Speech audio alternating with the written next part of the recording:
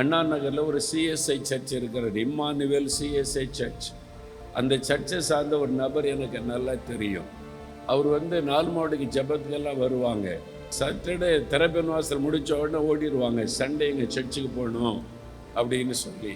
ஒரு நாள் கேட்டேன், ரொம்ப அவசரமாக உங்கள் சர்ச்சு சண்டே சர்வீஸு ஆராதனைக்காக அப்படி போகிறீங்களா அப்படின்னு கேட்பேன். இல்லை, ஒன்று ஆராதனை, ரெண்டாவது ஒவ்வொரு வாரமும் மாலையில் 3 மணியிலிருந்து 6-7 மணி வரைக்கும் நாங்கள் சுவிசேஷ ஊழியம் செய்கிறோம்.